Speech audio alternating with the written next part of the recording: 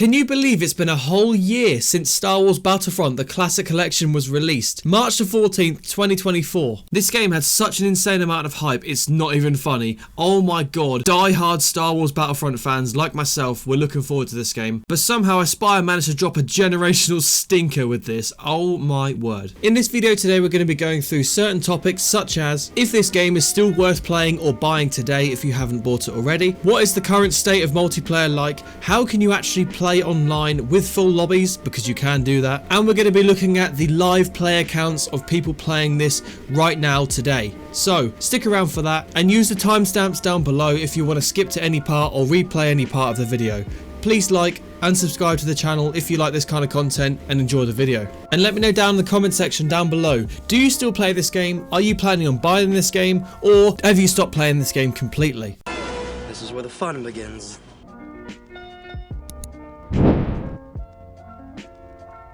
Star Wars Battlefront, the Classic Collection. This game might have been one of the most hyped up Star Wars games I've seen for a very, very long time. Purely because all of our nostalgia strings were pulled with this game, because the two best Star Wars Battlefront games all colliding together, making one epic online shooter game with 64 players online, all of the promises made by Aspire. Oh my god, I cannot tell you, I was so excited to play this game. However, just mere minutes after the game's release, we will experience the horrendous release that this game had.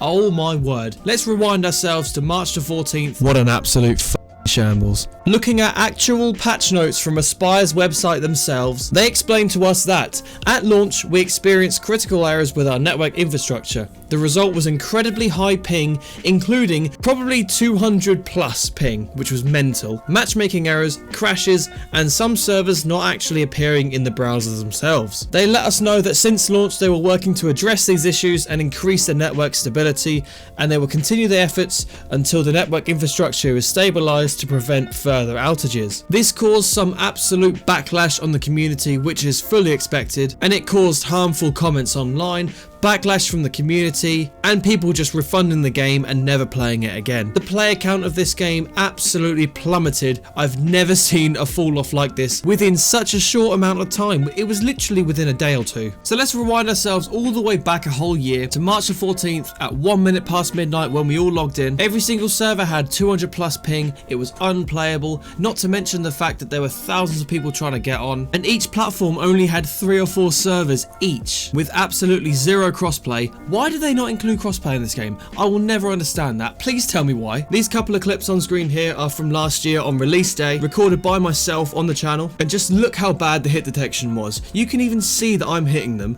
but for some reason it just wasn't registering at all. It was so annoying. Not to mention the very strange and high price that they released with this game, because it was pretty damn expensive. So here we are on the PlayStation 5, as you can see. Can you remember on day one the absolute stinker of a menu screen that they had? Just look at this. It was so boring and weird. This actually looks really cool. I do like this a lot.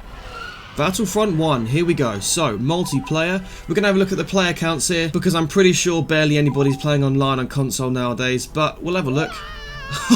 Wow, okay. It's 11 AM on a Saturday, so technically there should be a lot of people playing this, and there's no one. Not a single person. I really hope Battlefront 2 at least has one person online. Wow. Come on, do me a solid. Do me a solid, because I really, really want to see at least somebody online. Okay, there's one person. Don't tell me there's one oh my god. There's one person on this entire game on PlayStation Online. What poor guy. As for Steam, we're on Steam charts now, so have a look at Battlefront right there. I have not high hopes of this at all. What have we here? 21 people. That's more than I thought, but there's going to be nobody playing online. It's probably going to be literally the offline modes, because they still are really good. So this leads me very nicely onto the next stage. How do you actually get full lobbies online? Well, I'm actually going to show you how, because that is possible. With the power of the community and Discord, you can use the Discord down in the description down below. This server is literally just down to Battlefront Classic, and it's on every single platform. So there's different nights per week where you can play a session with people and they all join up together. It's so cool. The clip from the start of the video was actually a full lobby that I was in with real people. We're playing on PlayStation 5. It's every Wednesday on PlayStation 5. It's so fun, honestly. Get yourself involved in this. The invite link is top link in the description. be there. I will be playing. Make sure you're on there so we can then play this old school game again, because the servers nowadays are actually really good. As of recording, there are 303 members in this Discord, so let's get this up as high as possible, and let me know down in the comments if you actually end up joining this server and playing this for yourself. If you made it this far into the video, if you could leave a comment that says dead game down in the comment section down below, that'd be much appreciated, just to let me know that you've made it this far into the video. Going by the Steam page alone, when it says mostly negative reviews, I personally wouldn't completely trust that. You can look at all the comments down on here. We'll go through a couple here. So, Certified Hood Classic for single player, absolute disaster for multiplayer. If you want a multiplayer experience, play the 2017 Battlefront 2. Basically, that's the game in a nutshell. If you want it offline, then absolutely, it looks great, it plays great, but nobody is playing online. The servers themselves are actually up and working. There's just basically no one playing it unless you use the Discord. The next comment down is goated single player experience, multiplayer not so much. You basically get the gist of what everyone's saying. Another one here, campaign is fun, servers are dead. Someone just put amazing. Alright, nice one, thank you. Aspire is a joke.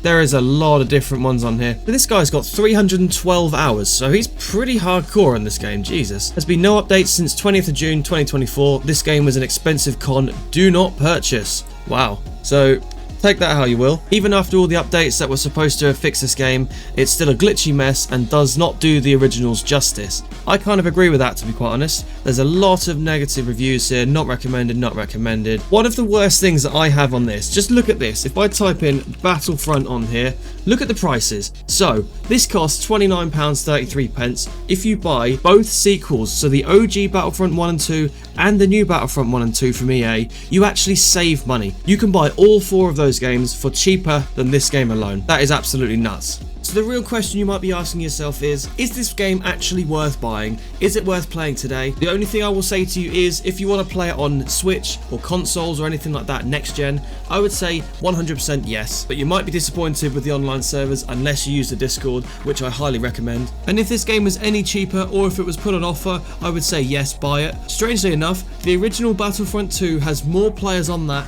than this itself, purely because of modding and just an amazing community on there. So I would say buy the original 2 games and you can play those exactly the same unless you don't have a PC. Battlefront 2 2005 is so fun on PC. There are fun lobbies on there, there's modding. You can even play Star Wars Battlefront 3, the unreleased version on there. I will be doing that very, very soon in the video, so stay tuned for that. So I'm really looking forward to making that video. It's going to be really cool. But anyway, if you did make it this far into the video, as well as commenting dead game, leave a comment that says dead game 2, just to let me know that you made it this far right to the end of the video. I'd love to see how many of you did. Thank you very much for watching. Please like, subscribe, and I'll see you in the next one.